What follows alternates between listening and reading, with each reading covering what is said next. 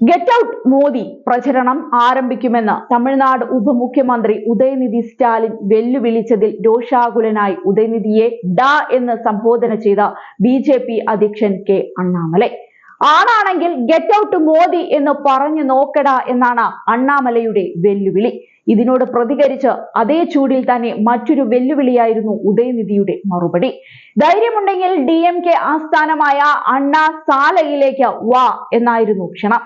നേതാക്കളുടെ വെല്ലുവിളി ചൂട് പിടിക്കുന്നതിനിടെ എക്സിൽ get out Modi hashtag trending ആവുകയാണ്. ദേശീയ വിദ്യാഭ്യാസ നയത്തിൽ ത്രിഭാഷ സംവിധാനം അടിച്ചേൽപ്പിക്കുന്നുവെന്ന് ആരോപിച്ചായിരുന്നു മോദിക്കെതിരെ ഉദയനിധിയുടെ വെല്ലുവിളി. തമിഴ് ജനതയുടെ അവകാശങ്ങൾ അടിച്ചമർത്താൻ ശ്രമിച്ചാൽ പഴയ ഗോ ബാക്ക് മോദി മുദ്രാവാക്യം പോലെ പുതിയ ഗെറ്റ് ഔട്ട് മോദി മുദ്രാവാക്യം മുഴക്കുമെന്നാണ് ഉദയനിധി പറഞ്ഞിരുന്നത്. ഇത് അണ്ണാമലയെ ചൊടിപ്പിക്കുകയായിരുന്നു. മുത്തച്ഛനും അച്ഛനും മുഖ്യമന്ത്രിയായിരുന്നതിന്റെ ധൈര്യത്തിൽ എന്തും പറയാമെന്ന് ഉദയനിധി കരുതേണ്ടെന്നാണ് അണ്ണാമലയുടെ താക്കീത്. ചുണയുണ്ടെങ്കിൽ ഗെറ്റ് ഔട്ട് മോദി എന്ന് ഒന്നുകൂടി പറയാൻ അണ്ണാമലൈ വെല്ലുവിളിച്ചു. അണ്ണാസാലയിലേക്ക് വരാൻ വെല്ലുവിളിച്ച ഉദയനിധിയോട് സമയവും തീയതിയും കുറിച്ചു വെച്ചോളൂ എന്നായിരുന്നു അണ്ണാമലയുടെ മറുപടി. അതേസമയം എക്സിൽ ഗെറ്റ് ഔട്ട് മോദി എന്നത് ട്രെൻഡിംഗ് ആയത് DMK ആളെ വെച്ച് മനഃപൂർവ്വം ചെയ്യിക്കുന്നതാണെന്നാണ് അണ്ണാമലൈ പറഞ്ഞത്. നാളെ രാവിലെ ഗെറ്റ് ഔട്ട് സ്റ്റാലിൻ ഹാഷ്ടാഗ് ആരംഭിക്കുമെന്നും അണ്ണാമലൈ കൂട്ടിച്ചേർത്തു. സത്യത്തിൽ കിട്ടേണ്ടത് കിട്ടിയില്ലെങ്കിൽ ഇതുപോലെ പലരും ഇളകും. ഇതിനൊക്കെ മോദി മറുപടി പറയേണ്ടി വരും.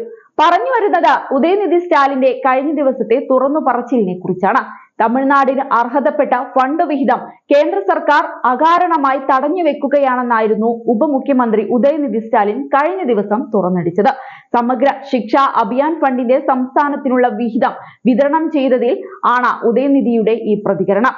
BJP നേതൃത്വത്തിലുള്ള കേന്ദ്ര സർക്കാർ സംസ്ഥാനത്തിന്മേൽ ഹിന്ദി അടിച്ചേൽപ്പിക്കാൻ ശ്രമിക്കുകയാണെന്നും അദ്ദേഹം പറഞ്ഞിരുന്നു.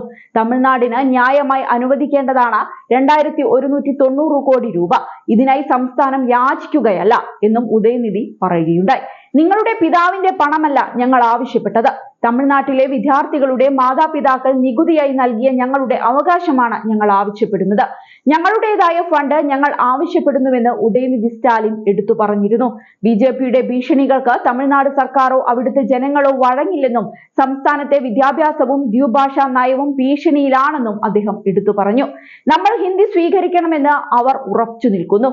തമിഴ്നാടിന്റെ ചരിത്രം, സംസ്കാരം, അതുല്യമായ സ്വത്വം എന്നിവ നശിപ്പിക്കാൻ അവർ ആഗ്രഹിക്കുന്നു. ഫാസിസ്റ്റ് BJP സർക്കാർ തമിഴരെ രണ്ടാം തര പൗരന്മാരാക്കാൻ ആഗ്രഹിക്കുന്നുവെന്നും ഉദയനിധി ആരോപിച്ചു.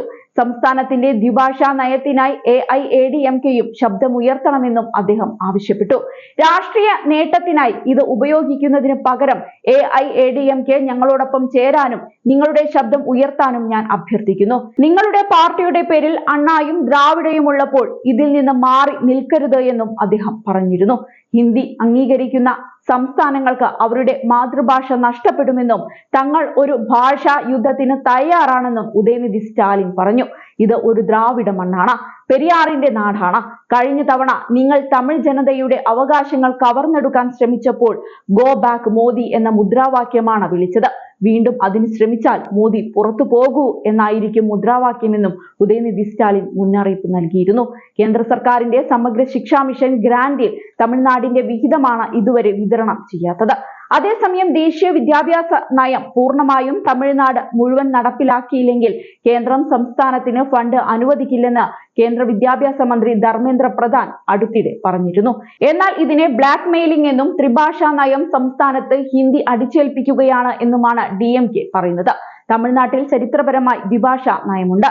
തമിഴും ഇംഗ്ലീഷും പഠിപ്പിക്കുന്ന ഈ നയം 1930കളിലും 60കളിലും സാക്ഷ്യം വഹിച്ച വൻതോതിലുള്ള ഹിന്ദി വിരുദ്ധ പ്രക്ഷോഭങ്ങൾക്ക് പിന്നാലെ രൂപപ്പെട്ടതാണ്.